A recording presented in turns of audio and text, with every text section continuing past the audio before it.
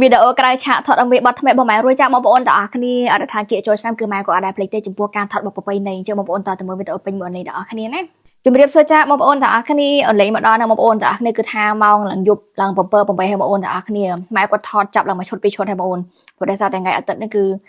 អូនលេងជាប់ទៅសែនឆេងមេនៅស្រុកខាងប្តីបងប្អូនទាំងនេះហើយថ្ងៃអាទិត្យនេះគឺថាបងផ្សេងៗគឺគាត់ជាប់សែនហ្នឹងគឺច្រើនគ្នាមែនទែនអញ្ចឹងម៉ែគាត់ហើយចាំថ្ងៃអាទិត្យនេះគឺថាអត់សូវមានបានបងគាត់មកជុំគ្នាច្រើនណាបងប្អូនទាំងគ្នាគឺមកបានចោះគ្នាទេនេះបងប្អូនទាំងគ្នាអ្វីដែលអត់ភ្លេចគឺថាម៉ែគាត់បើកជាលក្ខណៈស្តង់ដែលយើងដើរលេងមិនភូមិទេបងប្អូនទាំងគ្នា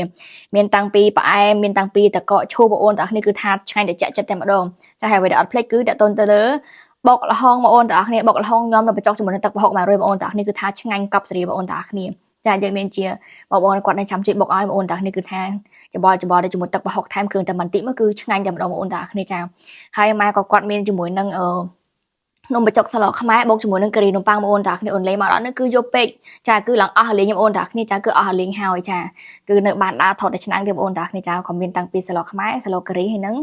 នំប៉័ងបងប្អូនមានតាំងពីផ្អែមមានតាំងពីផ្សេងៗច្រើនទេបងប្អូនតាគ្នាតែអូនលេងមកដល់នឹងយកពេកចាចឹងបងប្អូនឥឡូវម៉ែគាត់កំពុងតែរៀបចំចូលទៅដល់ការថតជាមួយនឹងឈុតបន្តបងប្អូនតាគ្នាអូនលេងឆ្លាញ់ឈុតហ្នឹងមែនទេបងប្អូនតាគ្នាគឺមើលទៅសកុតសគុំហើយក្មេងលក្ខណៈថាឡើងស្អាតបងប្អូនតាគ្នាអូនលេងឈោមើលឲ្យថតឡើងភ្លឹកបងប្អូនទាំងនេះគឺថាស្អាតខ្លាំងតែម្ដងអ្វីដែលសំខាន់បងប្អូនដែលសារតែម៉ែគាត់ឥឡូវហៀងស្គមជាមួយអញ្ចឹងគឺមើលទៅស្អាតមែនទែនចានេះបងប្អូន behind the scene ថតឈុតក្រៅឆាកបងប្អូនទាំងគ្នាចាដាក់ឈុតដល់បងប្អូនទាំងគ្នាអើយស៊ីជាមួយនឹងសង្ក្រានឆ្នាំថ្មីតែម្ដងបងប្អូនទាំងគ្នាស្អាតកប់ស្រីតែម្ដងតែបងប្អូនទាំងគ្នាឥឡូវនេះគឺថាបត់ថ្មីម៉ែគាត់អត់ទាន់ឲ្យផុសទេចាំមើលផេកធំផុសជាផ្លូវការសិនបងប្អូនទាំងគ្នាថាតើបត់ថ្មីនេះមានជាមួយនឹងបត់អីខ្លះបងប្អូនទាំងគ្នាកុំភ្លេចណាចាំទៅតាមដានជាមួយផេកធំរបស់ម៉ែរួយទាំងគ្នាបងប្អូនទាំងគ្នាចានេះបងប្អូនទាំងគ្នាគឺថាបទប្រពៃណីរបស់យើងបងប្អូនទាំងគ្នាបងគាត់នៅវ៉ាំពីក្រោយបងប្អូនទាំងគ្នាគឺថាមើលទៅតំណងមែនតើឥឡូវមកជួបបងដែលគាត់រំនៅខាងក្រោមឆាកម្ដងបងប្អូនទាំងនេះគឺថាយើងរំពេញ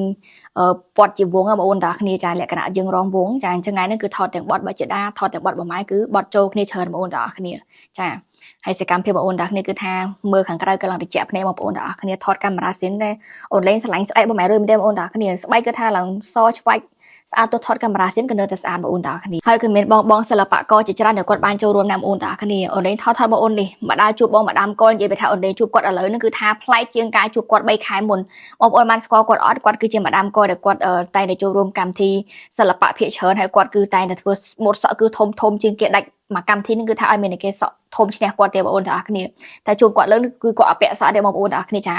ប្លែកជាងរាល់ដងព្រោះដោយសារតែគាត់សក់គីឡូជាងមុននេះគឺស្រករហូតដល់ទៅ15គីឡូបងប្អូនទាំងអស់គ្នាដោយសារការញ៉ាំជាមួយនឹង Diamond Cafe របស់ក្រុមហ៊ុនម៉ែរួយបងប្អូនទាំងអស់គ្នាគឺគាត់ស្រករហូតដល់ទៅ5 10គីឡូយ៉ាងពិតប្រាកដចំពោះការញ៉ាំកាហ្វេអញ្ចឹងបងប្អូនឃើញអត់គាត់ឥឡូវគឺថាស្គមជាងមុនហើយគឺចេញតម្រងមកលក្ខណៈថាខ្លួនក៏ទូចស្រកទាំងកបឿដាំដៃមុខហើយគឺចេញតម្រងស្លីមស្អាតជាងមុនណាបងប្អូនណាអញ្ចឹងបងប្អូនដែលគាត់ចាំបដោតទៅលើការជួយសម្រួលក៏ហើយអ្វីដែលសំខាន់បងប្អូនទាំងគ្នាអត់តម្រូវឲ្យមានការតមអាហារទេចាយើងញ៉ាំអាហារបែបត្រឹមត្រូវជាងមុនបូកជាមួយនឹងការញ៉ាំកាហ្វេ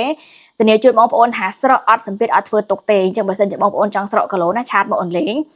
មានជាគ្រប់ free របបអាហារបូកជាមួយនឹងការញ៉ាំកាហ្វេក៏ខាងលេងមានជាការធ្វើ promotion បូកជាមួយនឹងកាហ្វេ stock ថ្មីរបស់យើងគឺមានរង្វាន់ទៀតបងប្អូនណាអញ្ចឹងបងប្អូនដែលចង់ slim ចង់ស្អាតចង់ស្រកគីឡូទទួលបានសុខភាពល្អជាងមុនកុំភ្លេចជាមួយនឹង Diamond Cafe ចាបងប្អូនទាំងអស់គ្នាឆាតចុះ page បានទេចា